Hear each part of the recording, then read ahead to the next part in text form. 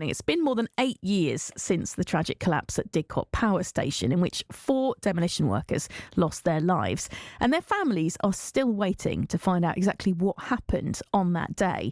Now there are calls for an urgent public inquiry into what's taking so long. 10 days before it was due to be demolished in February 2016, part of the site's old boiler house came down, claiming the lives of 4 men: Ken Cresswell, John Shaw, Michael Collings and Christopher Huxtable. It was 6 months before their bodies were able to be recovered from the rubble. Let's take you back to some of our reporting from that time. At least one person has been killed this afternoon after a building collapsed at Didcot power station. It's the end of that rectangular building. Just looks like it's crumbled away. Police and the ambulance service are treating it as a major incident. The integrity of the remaining building still gives us a major concern. It obviously was being prepared for demolition, so our crews are having to take real care. You know, any other country, right, that'd be scrambling to get these men out. This is England, and look what they're doing. Nothing. We want them home. Us families are living this every day. Every time you look at it, you just think of the poor people that were still under there, and it's just a shame there's been so much politics and bureaucratics involved to stop the process. Just a tragic shame all round. It's taken 200 days to find the body of the last missing worker, John Shaw. It took just a few minutes for him to leave Didcot power station for the last time. 8.5 years later, the families of those 4 men still waiting to find out what happened on that day in February 2016. Earlier this year, Sadie Cresswell, who's the daughter of Ken, spoke to us about her dad and their ongoing search for answers. He was so funny. He was literally like, he was a family rock. He held everything together.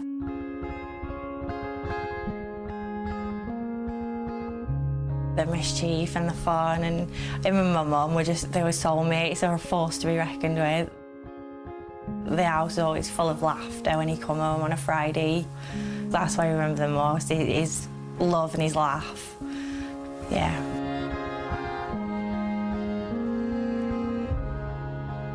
It's been the worst 8 years. It's been just it happening, and then the time to get them out, that was just painful. And then now obviously it's 8 years on, we've still not got any answers. It all just adds to the pain to not even be able to say, oh, at least we got him justice. We have to just put our trust in the people of authority, which are the police, the HSE and things like that. It's just taking so long, like 8 years. It's just, oh, it's so upsetting, it's frustrating. To get some answers for him, oh my God, it'd be relief. Just some answers as to why he went to work on the 23rd of February and why he didn't come home. Just some answers on what happened. The reassurance that we do get from the police in our updates, I just hope we get the right outcome and that justice comes at the end. We don't want to move on until we've got answers, to be honest. It's answers for us as a family. It's answers for my dad for what happened. And it's answers for the demolition industry as well, so it doesn't ever happen again. It can't ever happen again. I have got hope, but it is dwindling. It's so important to keep it out there, to keep Didcot on the TV, on the radio, out in the press. We'll all do anything to make sure that it is kept out there. What happened to him should always be remembered, even after justice has been or the case is resolved or whatever. They should always be remembered. Sadie Cresswell, whose dad Ken was one of the 4 men killed in the collapse at Didcot power station back in 2016, now calls for an urgent public inquiry into why this investigation has taken so long. Joining me now is Mark Anthony, who started the petition. He's also editor of Demolition News. Morning, Mark. I just want to give you what we've got from Thames Valley Police and the Health Safety Executive. It's not long, but they say they recognise the length of time the investigation is taking and the impact it's having on the families. But they say they are continuing to investigate the circumstances of the collapse and still looking at offences of corporate manslaughter, gross negligence manslaughter and Health and Safety at Work Act offences. There is a lot of evidence to go through here, isn't there, Mark? And it is complicated. Do you think there is any justification in the length of time it's taken? No, quite simply there isn't. If this had been a murder, a stabbing or something on the high street, a low traffic accident, this would have been resolved within a year, maybe. 8.5 years. I mean, you mentioned just before I came on here, the fact that it's 110 sleeps until Christmas. That seems a long way off. Those families have now been waiting for 3,128 days. This didn't happen on the moon. It didn't happen at the bottom of the ocean. It happened in Didcot, a very populated town. We all know exactly what happened. The evidence is there. And if there is a smoking gun, it does not take you 8.5 years to actually resolve what that is. And the problem that you've just read the latest update from Thames Valley Police and the Health and Safety Executive. They've been saying exactly the same thing on every single anniversary since the 3rd. This happened in 2016. In 2019, they said, we're investigating, keeping the families informed, and we're talking about possible manslaughter charges. They've now been saying that for 5 years. It's an absolute disgrace. Now, you know the industry well, Mark. I guess, are there similar incidents and investigations that you can compare to that have, been resolved quicker? Or are there any others that have taken a similar a length of time to 8 years? I'm so glad you asked that, because this is the comparison between here and elsewhere. Okay. There was a very similar case in America about a year after Didcot. A power station collapsed, 2 men were killed. Their bodies were recovered within a month, not 6 months. And that whole thing was investigated and prosecuted and case closed within 18 months. Here in the UK, we've got Didcot that's been outstanding for 8.5 years. And in a couple of days' time, it will be the 5th anniversary of another double demolition death up at Redcar. That is still ongoing as well. I'm not entirely sure, I'm not entirely convinced now that the police are the people that need to be investigating this.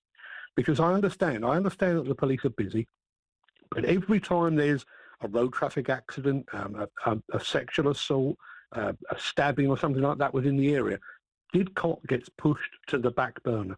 And it's been pushed to the back burner now for more than 8.5 years. And there is absolutely no sign of it coming any closer to resolution. We're in exactly the same situation today as we were at the 3-year anniversary, the 4 and the 5. Which is agonising for the families. But in terms of the industry, Mark, would it help the industry and help protect other people to have a result as well? The absolute truth of that is it will no longer help the UK demolition industry. At the time that Didcot came down, we were facing, because of the end of fossil fuels, we were taking down all of our old coal-fired power stations. And at the time that Didcot happened, there was another 20, 25 to come down. With the exception of one, they're all down now. But the rest of the demolition world, literally around the world, is now looking to Didcot for some advice. Because there may be something within that investigation that might be a weakness in the design of the power stations, a fundamental flaw in the methodology that the demolition contractors use. But it's still locked up in red tape 8.5 years later. At the time that Didcot happened, there was something like 1,500 fossil fuel power stations to come down around the world. We're now down to less than 1,000. So there's been 500 odd power stations have been demolished. And those guys are going to work, people like John and Chris and people like that, they're going to work in fear because there is something within that, or there could be something in that investigation that could make their job safer. But because of the intransigence of the HSE and the Thames Valley Police, we don't know what that is. Now, this call for a public inquiry, Mark, that you're behind, you've started this petition. Some would say, if that did pick up and get taken off, that could prolong the investigation as well. Like it could contribute to the families waiting even longer, the industry waiting longer. To be absolutely honest with you, I don't even want a public inquiry. What I actually want is for the Thames Valley Police either to state publicly, look, we've been playing with this for 8.5 years, we don't know what we're doing, or to hand it to somebody else or to bring some resolution. I'm a journalist. I'm not interested in public inquiries and getting my names in the newspaper. All I'm interested in is for the families of those 4 men to get some sort of resolution, some sort of closure. And it should not have taken this long. And I can tell you that I know of at least one person within the demolition industry, literally within months of Didcot happening, he was approached to be an expert witness, and he declined because, in his opinion, the Thames Valley Police and the Health and Safety Executive were not equipped to deal with an investigation of this nature. And he's been proven absolutely correct.